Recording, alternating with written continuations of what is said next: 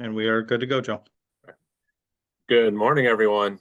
We're just going to wait a minute or two here to let everyone hop on, and then we'll get started.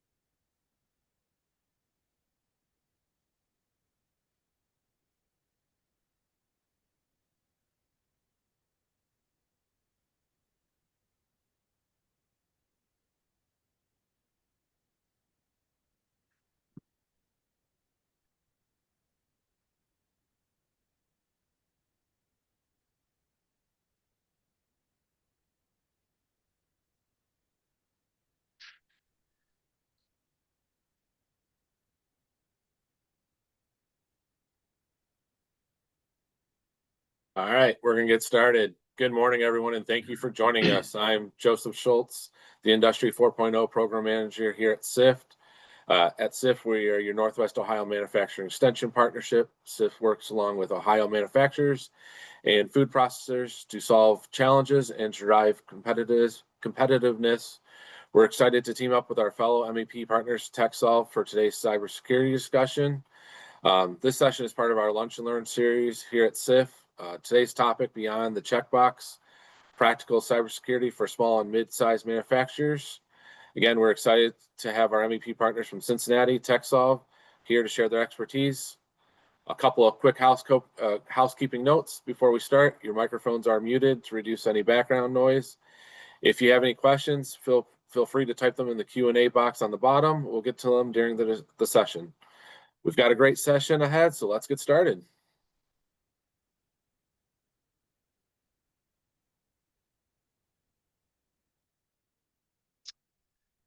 Well, good morning. So glad you all took the time out of your busy days to join us.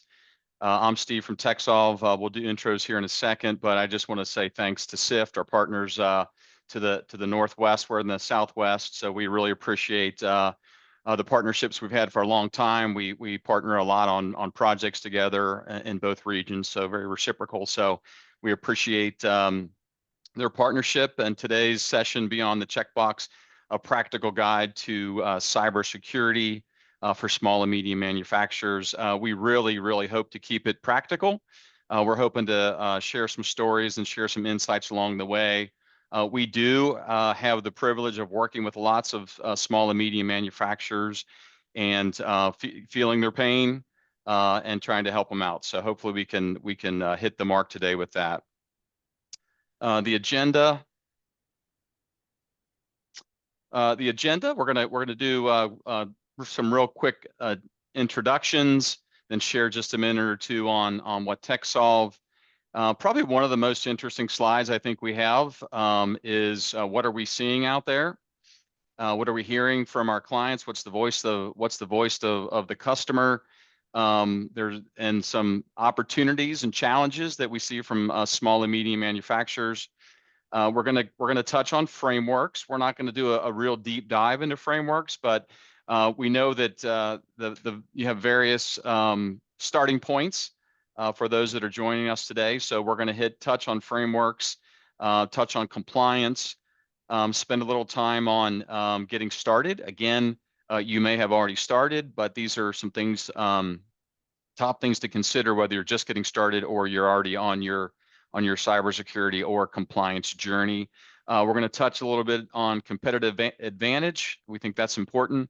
And ultimately, and you'll see this a couple times, we want to help you make a good business decision. So we'll touch on some points there and some practical next steps. But first, we'll do some introductions. Sarah? Hi, my name is Sarah Knapp, and I am a cybersecurity analyst at TechSolve. I've been in IT over 19 years. My background comes from doing some internal IT support, working for a managed service provider, doing some data center network security administration. I also do some vulnerability scanning, and there are some certifications that I currently hold and maintain. And Sarah is boots on the ground, knee deep in cybersecurity and compliance every day. So she definitely has a lot of tales from the road. So I'm Steve Gillock, the Director of Cybersecurity and Operational Excellence at TechSolve. That 25 plus, it's a little heavier on the plus these days, so maybe I should change that slide. But really what's most important on this slide is why am I here? I want to help small and medium manufacturers make good business decisions, and we've said that once, and you'll see it at the very end. But that's really our driving force here. So again, TechSolve, we want to thank. We are partners with CIFT. We are an Ohio Manufacturing Extension partnership. We both report up through the Ohio Department of Development. We are mission-driven organizations who really exist to help manufacturers thrive. There's some of our services there. I know CIFT offers some of those services as well.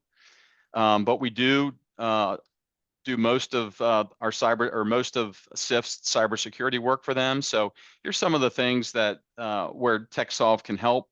If you want to start in the upper right-hand section there, that piece of pie, we do a lot of compliance guidance, compliance consulting, if you will. We do offer vulnerability scanning, which is part of some of these frameworks we're going to talk about, or a requirement. We do penetration tests and ethical hacking training and simulation as well. But really, our goal is, from a cyber standpoint, really any project standpoint, is to help you walk down that journey. We realize some of these things are complicated and they're hard, so we want to help you, hold your hand, walk you down this cybersecurity journey. All right, so what are we seeing out there? So one of the main things we see out there are insider threats. So not all insider threats have malicious intent. Sometimes it's just someone clicking on the wrong link, sharing data without realizing what that risk might be. So accidental mistakes can be just as damaging as intentional ones. So cyber training, cyber awareness training is key here. Just train your folks to make sure they can see and spot the potential like business email compromise, etc. So he struggles with external service providers. So whether that's your managed service provider or an MSSP, which is like a managed security service provider, or if you're just dealing with IT consultants, many of us rely on outside vendors for IT or cloud services to support our environments because maybe we don't have the resources to have a full-time IT person. So we outsource that to one of those providers. So if they're not secure, you're not secure. So managing that relationship is harder than ever. So you really want to find out or find one that aligns with your security goals, if possible. See, some of the other things that we're seeing out there are uncertainty due to the tariffs. I don't know if that's affecting, I think it's affecting a lot of businesses out there. So on top of technical challenges, businesses are facing uncertainty from tariffs and global shifts. So this can impact where our hardware and materials are coming from, which vendors we can trust. So I mean that's going to have a big, I think, impact. I mean, we're probably seeing some of it now, but it could definitely change over time. Let's see, compliance requirements are increasing for small, medium manufacturers. It's not just the big players anymore. Like before, maybe it was just like big financial companies or credit card companies or people in healthcare that were required to follow some type of compliance or security standard. So now we're seeing it impact a lot of smaller businesses as well. So this can feel overwhelming when your resources are tight, being that you don't have a dedicated person to focus on this. Let's see. Regulatory compliances like NIST, CSF, and CMMC gaining traction, but it's complex. So frameworks like NIST, CSF, or CMMC are becoming more common. They provide structure, but let's be honest, they're not simple. The complexity is real. It's really hard. Cybersecurity is not easy. We see a lot of people asking for third-party risk assessments, like some requirements are requiring, someone to have a third party come in and assess their environment. So the challenge here is when you ask 3 different people to do a risk assessment, you're probably going to get 3 very different results. So that's why it's very important to pick a specific standard when performing a risk assessment. So that way there is consistency in what those results provide. We're also seeing a lack of documentation across a lot of businesses. So one of the most important or the most common gaps we see it's not technical. This should be an easy one for people. It's paperwork.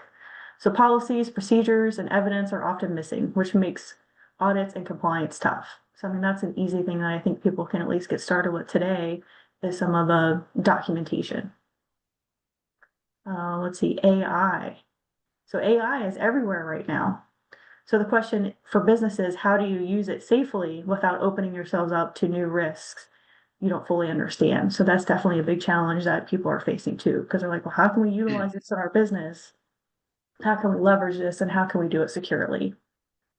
See, supply chain risks from vendors and partners providing tools and services. So we're only as strong as our weakest link. So if one of our partners gets compromised, it can cascade right into our systems. I think that's why we see a lot of, supply chains and that structure getting more tough on security requirements because that's been a vulnerability and it's a known vulnerability. Let's see, remote access exploits. So this one focuses on like remote work. So remote work is here to stay, but it creates openings for attackers if remote access isn't locked down properly. So that's definitely something we're seeing out there. And then the great unknown. So sometimes the biggest risk is simply not knowing what assets you have or what attackers already know about you. So this uncertainty can keep people up at night. Next slide. And we would be remiss if we didn't say that workforce lands on this list as well. Everywhere we go, every project we work on, we don't, for small and medium manufacturers, we don't see a dedicated security or dedicated compliance individual on the team for much less a GRC team. So workforce is also something we're seeing, or a lack of workforce is something we're seeing out there. And small medium manufacturers have unique opportunities. What we see is an over-reliance on technology. So a bolt-on mentality that these are technical issues, but I think as we go through some of these frameworks, you'll see that it's just as much operational and administrative as it is technology. So we have to drop that bolt-on technology will fix it mentality. We just mentioned before, lack of resources, money, time, and talent. That is real. A limited cybersecurity risk awareness. So we do hear that the great unknown that Sarah mentioned before is keeping business owners up at night. So there's a limited risk awareness. So one of the steps we'll say is understand your risks. So and poor missing cybersecurity culture. So it does really help organizations. We've seen it in TechSolve organization of building a cybersecurity culture that everybody owns and everybody participates in, and it just helps. A rising tide lifts all ships in this case. Some misconceptions for smaller businesses, or we are too small to be a target. That couldn't be any further from the truth. A lot of times we'll see a smaller target get compromised with a bigger target in mind. Another misconception is we have cyber insurance, so we are good. Cyber insurance is good, and it can certainly help you in the event of an incident, but it doesn't cover a lot of the gaps that you have in your security posture. Another misconception, we have personnel to support IT, so we are covered.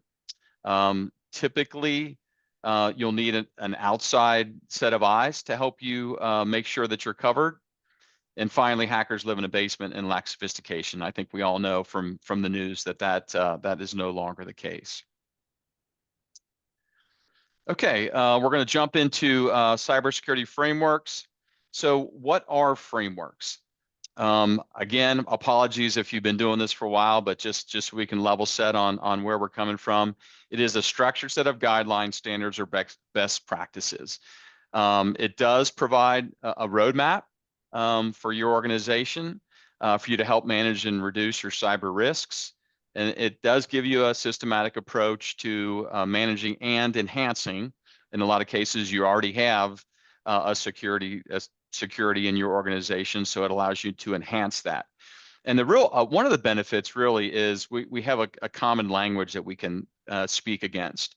Especially if you're, for example, doing work in the defense industrial base supply chain, you'll have a common language on your security and on your compliance.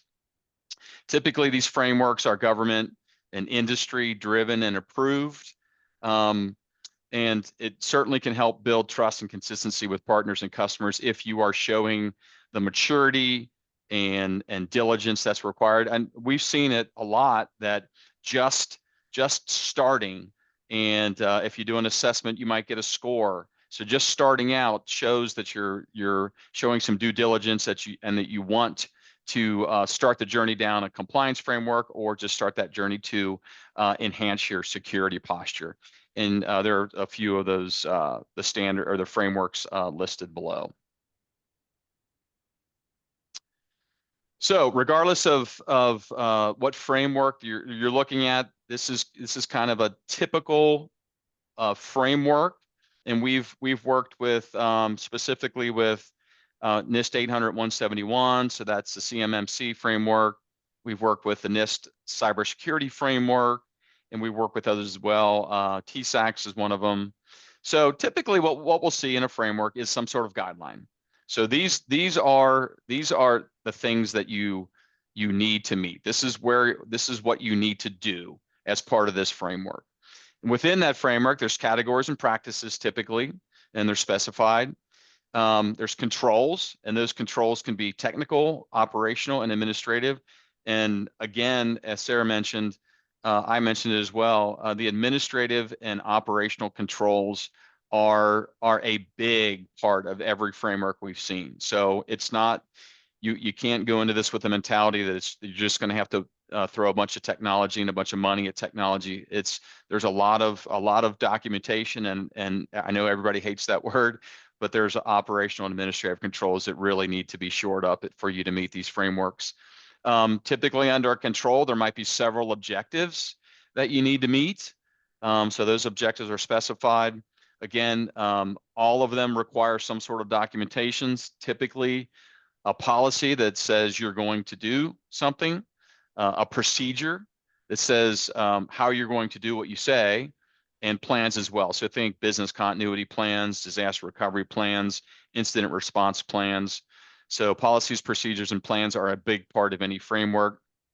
All the frameworks require proof or evidence that you are doing what you say you're doing. That's a big part of the framework, is showing that evidence. And so I'll just share that we were able to sit in a CMMC. So this organization does work in the defense industrial base supply chain, and we were able recently to sit through a pre-assessment with a third-party assessor, and we found that the organization of documentation, the organization of evidence, and where everything is and how you can get to it is critical as well. So not just having the documentation or evidence, but having it organized so that it's easily accessible by an assessor. So frameworks typically require some sort of assessment, depending on where you are and what level you are. That might be a self-assessment, or you might need to bring in a third-party assessor to do that. And then all of them also require periodic reassessment. So you might have an initial assessment, and then maybe a year or 3 years down the road, you'll have to have a reassessment. But we have found that continual maintenance, continual upkeep, it's really not just a project. It's really an ongoing part of your business. So. Great. So we'll kind of dive a little deeper into CMMC in general and how we typically will walk someone through an assessment. So CMMC, which is NIST 800-171, does have 3 levels. Level 1 is foundational, so it's basic cyber hygiene. So this would be just like having antivirus and basic access controls in place. And level 2, which most of our clients and customers fall under needing level 2 requirements, and that's advanced. So the full implementation of NIST 800-171, so that the full 110 practices, which has 320 objectives. And then there is a level 3, which is expert. So those practices align with NIST 800-172. So it's a combination of meeting everything for NIST 800-171 and the additional for 800-172. So CMMC level 2 does have 320 detailed objectives tied to its 110 practices. So during a gap assessment, we check against those objectives line by line to see if you're meeting them. In order to meet it, like let's say a practice family has 1 or 10 objectives, you're not meeting it unless you meet all 10 objectives underneath it. So it doesn't count unless all of those are met. We do typically during that engagement, we do come out with a supplier risks or supplier performance risk system score, so a SPURS score. So this is a score you may have to submit to the Department of Defense that reflects how closely you're aligning with NIST 800-171 requirements. So you can think of it as your cybersecurity GPA.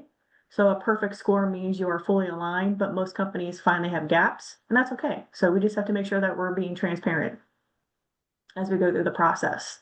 The next one is you will have an updated system security plan, and we like to call those SSPs for short. So this is your playbook. So it documents your systems, your boundaries, your policies, and how you've implemented each control. So if an assessor shows up tomorrow, the SSP tells them, here's how we do security around here.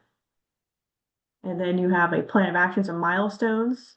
So nobody's perfect. The POAM, which we call that for short, is where you admit what's not fully in place yet, but also how you're planning to fix it and by when. So it's basically your to-do list with accountability built in. So together, the objectives, the score, the SSP, and the POAM give you a complete picture where you are today, where you need to be, and how you're going to get there. So, and then we've also realized that, you know, as we do these gap assessments, we used to do like a bigger projects where we would do like the assessment and then like full on remediation up to level 2. We just found that a lot of our customers and clients would get what we call project fatigue. So after a couple months, they kind of start to lose interest, or maybe they're in it and they didn't realize how comprehensive it was, and maybe they don't have the resources to get everything implemented within the timeline of the current project. So we've decided, and it's been a better approach to kind of break these out into smaller projects. We're like, we'll come in first, we'll do the assessment. That way, you know, you kind of see where you are, what potentially needs to be done, and then you can get your resources together or your budget's approved to proceed with like a remediation. And usually we'll Can I chime in for a second, Sarah? go ahead. Yep. Sorry. So back to helping organizations, small, medium manufacturers make good business decisions. As Sarah said, we used to do large projects. Obviously, they'd be more expensive, but now we break them down, and we rarely do anything more than a gap assessment to start. So she said all those things that provide you. So that tells you where you are. And then before we take any further steps, we can sit down with you and say, well, this is what we think that you're going to need to take the next step. So instead of we can sit down and say, you can take the next 10 steps, but here's what it's going to take the next step.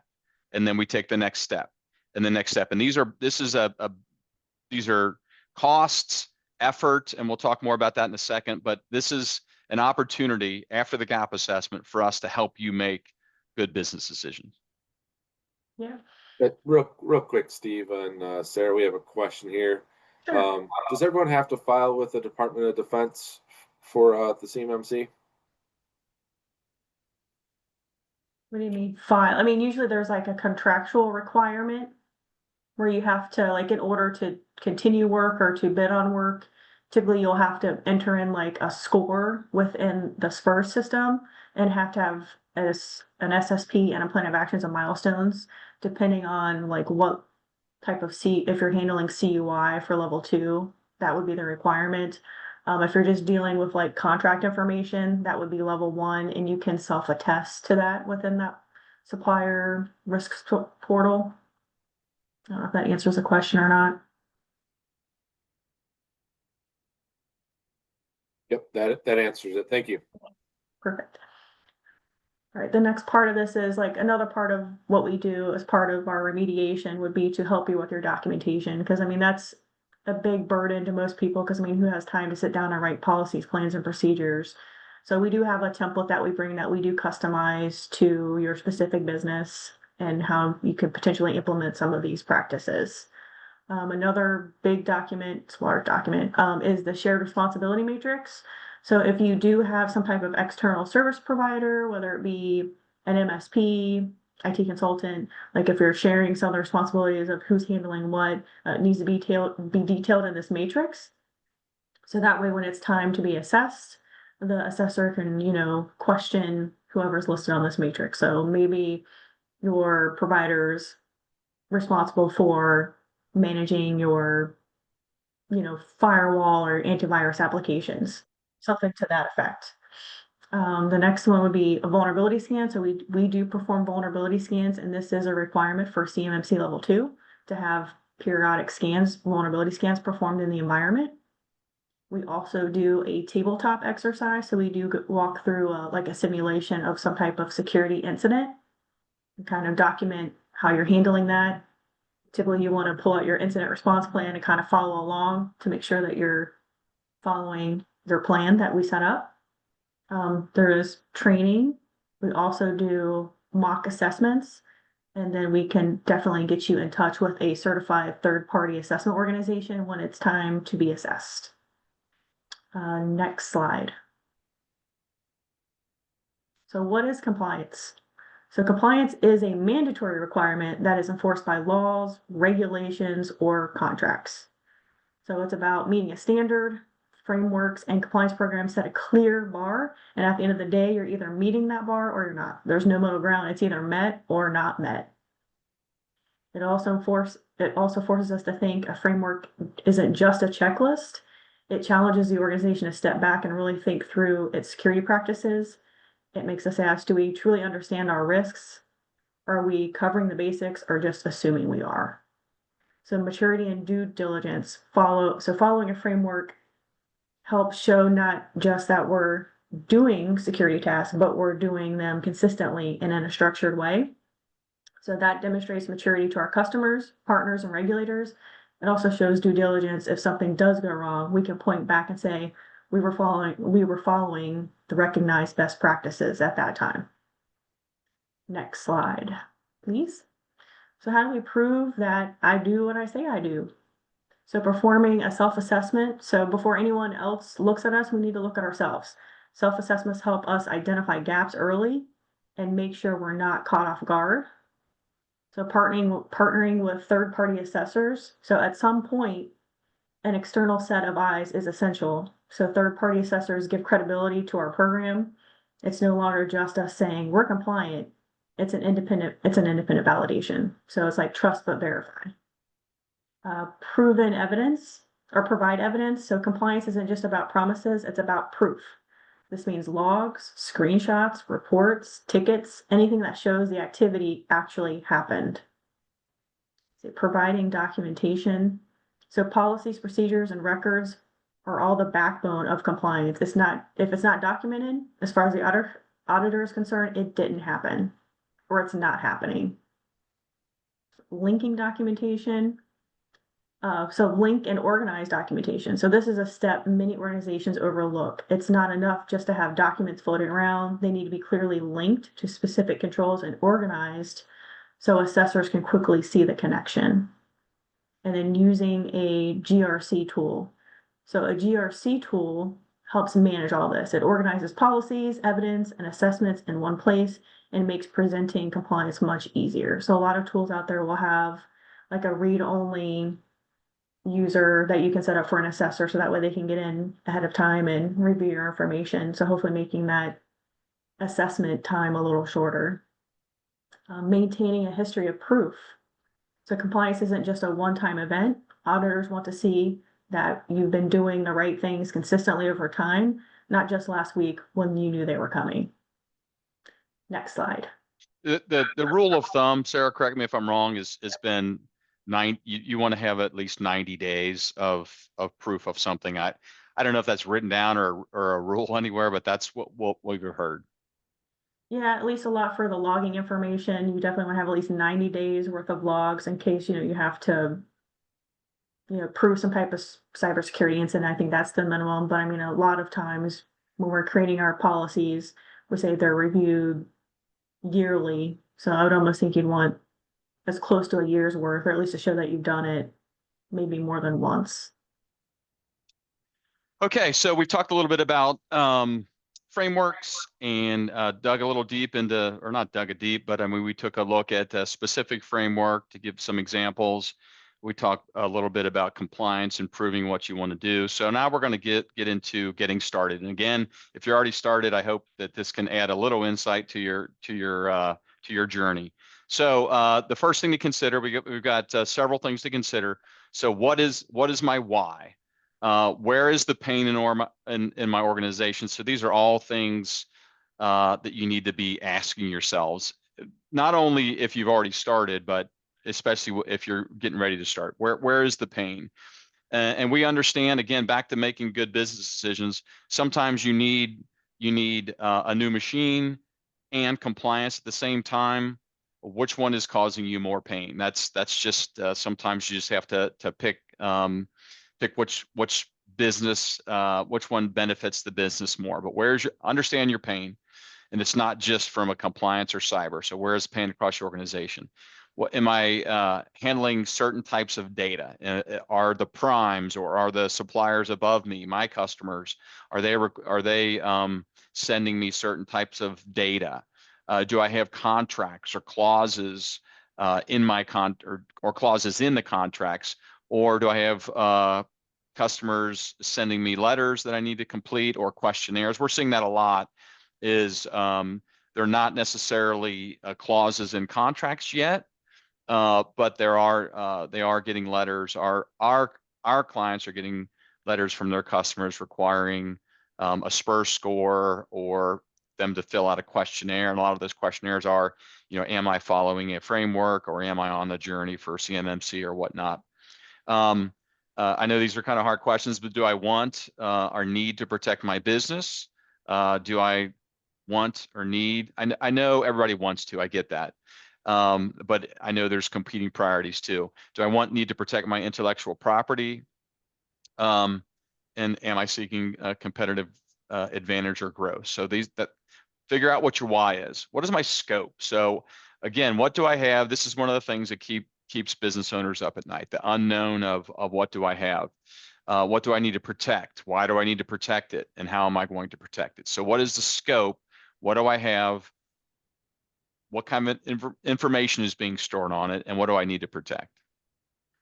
So this is the big one everybody wants to know. So what are the costs? So there are 4 general buckets that we see to a lot of framework and cyber consulting. So there's internal costs. So you cannot discount these. These are not free.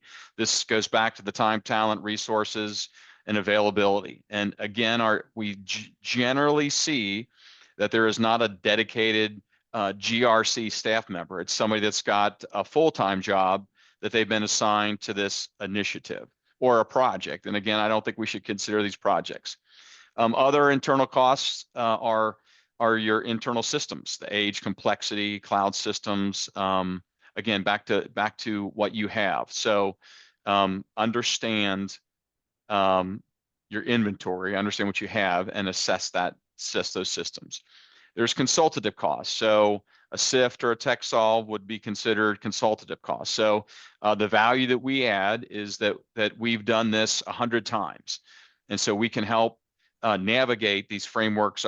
We said it earlier, that frameworks are complex and they're hard. So we can help navigate those waters and help you reach your goals. Again, hopefully make good business decisions along the way. There's external service providers. So think, like Sarah said earlier, managed service providers, or or external IT consultants, anybody that's providing a service for you as an external to your company, there's costs there. And then finally, there's assessment costs. So if you do need an accreditation body, a certification, there'll typically be assessors that come in and do that. So typically we see four bigger buckets or four buckets of costs. And finally, how can I create a culture of cybersecurity? That's something as a leader or a business owner you should be asking yourself. Your training, that helps a lot. Certain initiatives, giving ownership to your people can help do that. Where am I on documentation? Do I have our processes documented well across the organization, or is there no processes at all? So what is the state of my organization's documentation? Back to external service providers, what can they do? We already asked that, but really probably just as important is what do they not do? And what we're finding is that they're not doing what we think they're doing. So we think they're doing protecting us in a certain way, and they're actually not. So finding that out is critical. And then, are there community partners that I can leverage? So an MEP like CIFT or TechSolve. There's a lot of things that we can do, but there's also things that we can't do, but we have other partnerships that we can help do those. So leverage your community partners, groups that can help you navigate these items. And can I get started? Am I in a spot to get started? Do I have time? Do I have ownership buy-in? Do I have the people? Do I have the money? So that's probably your number one consideration there.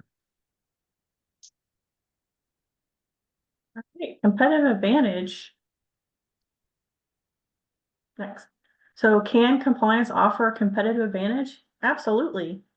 So compliance does initially cost a lot of time, money, and resources in the beginning to get the program or the framework off the ground. But if it's done right, it's also going to create some opportunities, build trust, and give you an edge over some of your competitors. So in other words, compliance isn't just about checking a box, it's about providing you a reliable partner and turning security into a business strength. So demonstrating dedication to security means you're not just chasing compliance because you have to, you're doing it because it reflects who you are as an organization, which hopefully will show that you're responsible, trustworthy, and committed to protecting the information entrusted to you. It also provides better visibility is going to equal better business decisions. So compliance forces you to measure and document. So that means the leadership gets a clearer picture of where you're strong, where the gaps are, and where investment should go. It turns cybersecurity from guesswork into data-driven decisions. It's going to elevate security to a business conversation. So when leadership understands posture, security stops being just an IT problem. It becomes a business risk conversation right alongside financial and operational risk. That alignment is critical. It encourages strategic investment. So awareness helps leaders make smarter investments. Instead of throwing money at the latest tool, they can prioritize funding based on what the risk assessment and compliance frameworks show is the most important. Builds accountability at the top. So when leadership is aware, they also become accountable. They're not just delegating security, they're owning it. That accountability sets the tone for the rest of the organization. So it's definitely important to get leadership buy-in on cybersecurity and just security in general. It strengthens trust internally and externally. So leaders who can clearly speak to their security posture inspire confidence. Employees trust the organization is serious about protecting them, and partners trust that security is being handled responsibly. So when leadership is more aware of the organization's security posture, it's not just about knowing what controls we have in place, it's about making informed decisions, owning risk at the top, and showing employees, customers, and partners that security is part of our business strategy, not just an afterthought. And then we have some notes in here about marketing. So it's marketing, compliance, attestations, or certifications can attract new business. So it could also be a sales tool. So by marketing your certifications and attestments or attestations, you're telling customers that you take security seriously, you meet the standard, and you're safer bet than some of the competitors that may not be. So in many cases, that can be the deciding factor that wins new business. And then more and more industries are moving toward compliance as a baseline. So what used to be considered extra credit is quickly becoming table stakes, a requirement just to stay in the game. So future business opportunities, especially with government contracts or large enterprises, will increasingly require proof of compliance. If you can show it, if you can't show it, you may not even be allowed to bid or join a supply chain. So regulations, we don't see that shrinking anytime soon. They're growing. So from privacy like GDPR and state laws to defense like CMMC, future requirements are only going to expand. So if we prepare now, we're future-proofing our business. So organizations that can demonstrate compliance will stand out. Those that can't will be seen as a higher risk and less trustworthy. So in other words, compliance will separate the leaders from the laggards. And then we do talk about cyber insurance in here too. So cyber insurance is kind of like having car insurance. So it doesn't stop the accident from happening, but it can help cover costs afterward if it's a financial backstop, not a preventative measure. So depending on the policy, cyber insurance may cover things like breach notification costs, forensic investigations, legal fees, and sometimes even business interruption losses. Without it, the costs can be devastating. But insurance isn't a get out of jail free card. Most policies require proof that you had reasonable security measures in place before the incident occurred. So if you can demonstrate compliance or basic controls, if you can't, then they may deny your claim. So cyber insurance can't prevent an incident, but it does help ensure an incident isn't the end of the business.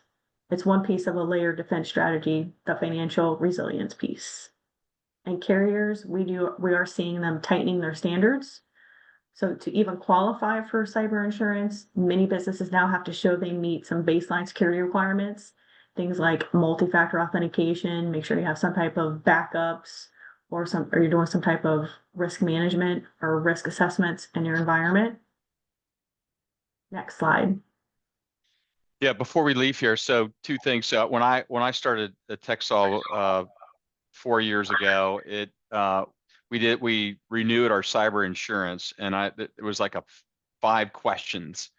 So in just a little short time now, it's several pages. And secondly, we recently helped an organization, a very small organization that just needed to show level 1 self-assessment, a level 1 self-assessment before they could even have a conversation with one of their suppliers. So this stuff is certainly real. So I hope we've hit on the mark that these are business decisions. So again, you need to figure out what is the ROI of any compliance or cyber initiative or project, if you want to break it down into projects. So what are your current, what percentage of your business today, or what's the value of those contracts that you have today? What is the value of the future business or growth you could have? And then what are the costs of that compliance journey? And again, earlier I mentioned there's at least 4 that you need to consider as you're working on the ROI. So understanding the ROI is key. Do I want to invest in protecting my business? I think everybody wants to, but what do I want to invest in protecting the business, and what's that going to cost, and how far do I want to take it? And then I think we have to ask ourselves, what is the cost of not doing it? So is it current contracts? Is it lost future business? Are you increased risk for a breach? We've had clients that have started the journey and have decided not to. This is specifically DoD. They started the CMMC journey, and they decided not to continue doing DoD work. So I mean, it was a business decision, and it seems like they made the right one. Okay, practical next steps. This last one, quickly. I think we've touched on all of these. If you haven't gotten started, get started. And I think we've shown some ways you can get started. If you're not sure, you can partner with somebody like CIFT or TechSolve. We can help you get started. Products will not always solve the problem. It's also operational and administrative and people. So people, processes, and technology will solve it, not just products and technology. Know what you have. I know that keeps people up at night. Know what you have. Figure out how to inventory and assess your systems. Limit your scope. If you can limit who has access to what, and if you have sensitive data, limit who has access to that. That's critical for compliance and framework projects.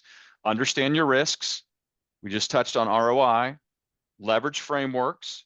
Those are standards that many people understand, or at least it's a standard that are recognized as best practices. Document what you're doing. Document what you're doing. We can't say that enough. Leverage your community partners like CIFT or TechSolve. There's many others out there. Create a culture of cybersecurity. Just begin to create that culture. We have a product that everybody in the organization watches videos, and it's Netflix grade stuff. And so 2 just got released today, so I'm sure productivity's gone down because everybody's watching the next two sessions of the videos. And finally, market your compliance. So take it to the next level and to try to get more business. Thanks so much for your time today, and I think Joe's gonna offer time for questions. Yes, so if you have any questions, feel free to put them in the Q&A. But to begin, we do have a couple questions. This question is, how can we take the right size approach to the frameworks without overwhelming our team?